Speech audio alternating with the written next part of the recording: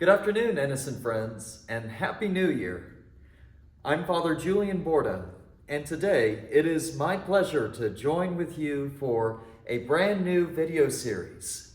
This one is going to focus on the art of the Bible, and we're going to be taking a journey over the next 8 weeks through many of the different paintings and depictions of different stories from the Bible, and why they have captured our imagination, what they, in their own special way, show us about God and about ourselves, and how we can learn and draw nearer to God, not only through the written word and through preaching, but also through the depicted word, the drawn and painted and sculpted word.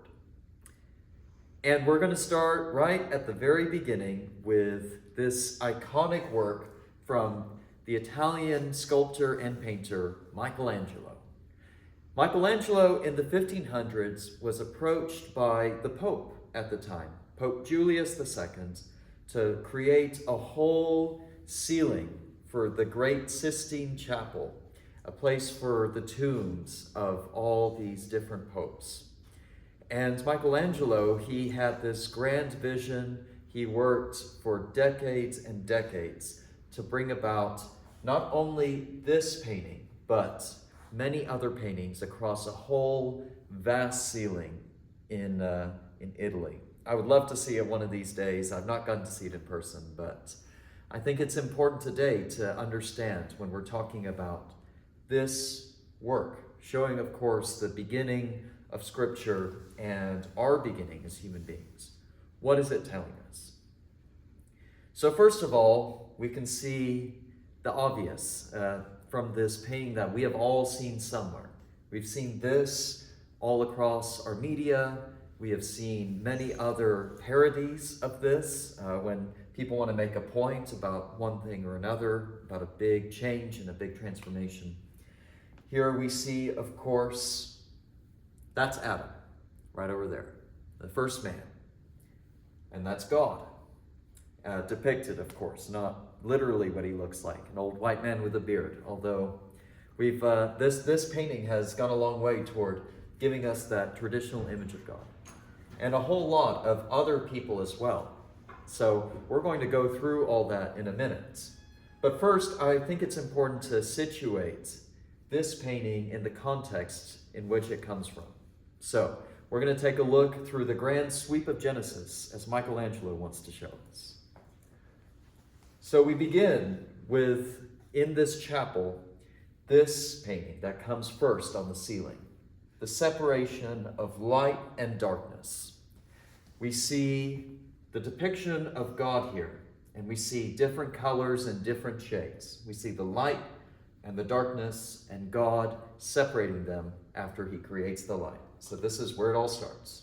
And then after that, we see the creation of the sun and the moon, as described as well in the first chapter of Genesis. And you see God pointing two different ways. One way he points the sun, the other way he points the moon, and he sends them off in their different directions. One light to govern the day and one to govern the night. And then we see the third, which is the separation of the earth and the waters. There's God over the waters. You can see the waters down here, and God working to set them apart and create something different, distinguish and create for us a place to live.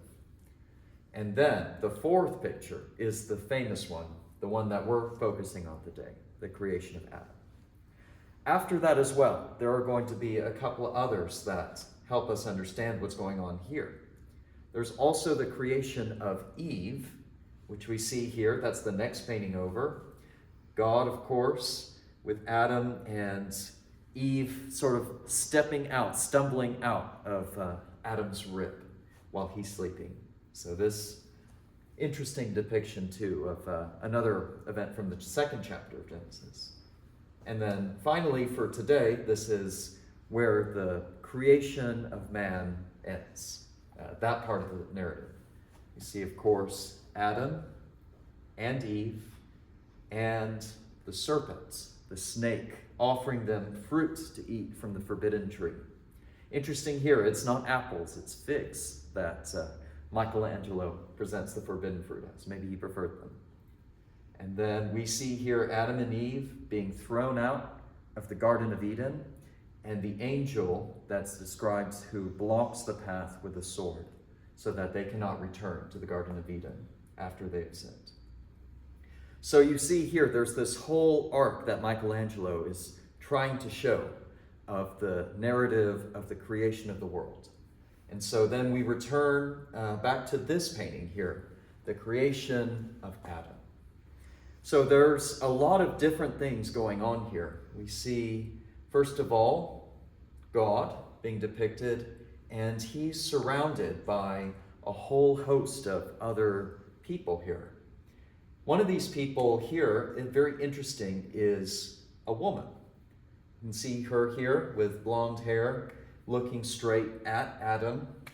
And there's a few different interpretations about who she is. One is that she is Eve. Another is that she is the depiction of wisdom, Sophia, God's wisdom with whom he creates the whole world. And then all these other creatures here, are they children? Are they angels? There's different ways to look at this, and a lot of different people have put their own take on it.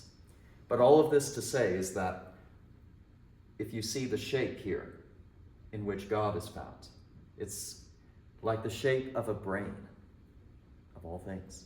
So some scientists have gone through and looked, Michelangelo kind of understands the way the brain is shaped, the different curves and lines that come out are all present here in this depiction. And so we see God here with probably Eve, in my understanding, and their children, Adam and Eve's children, who will come forth from the creation.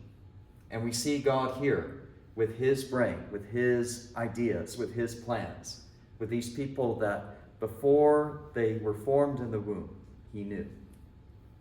And he is about to give all that to Adam by touching Adam. And again, this is not meant to be a literal interpretation.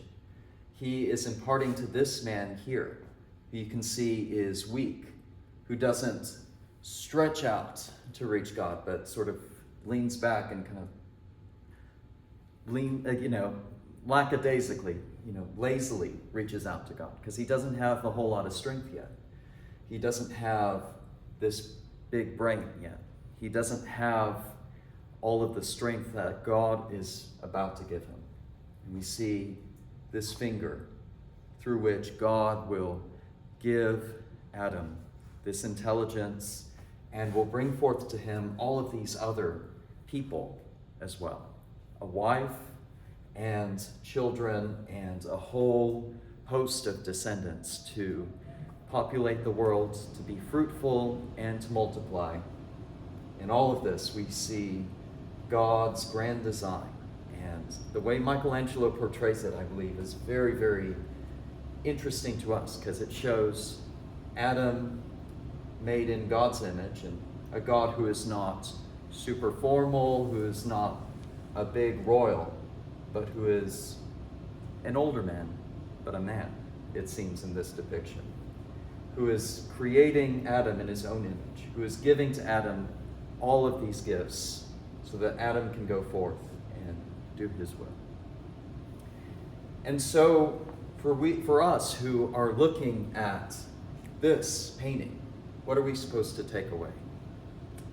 Well, we can see this here, that Michelangelo is trying to tell us God is at the same time very powerful, very wise, and thinks all the steps ahead. He has this great big plan. But he is also in some ways not so different from us. He is not far away. He is touching us. He is someone that we can feel, someone who is nearby, someone who is intimately involved in our being, in our creation, and in the rest of our lives.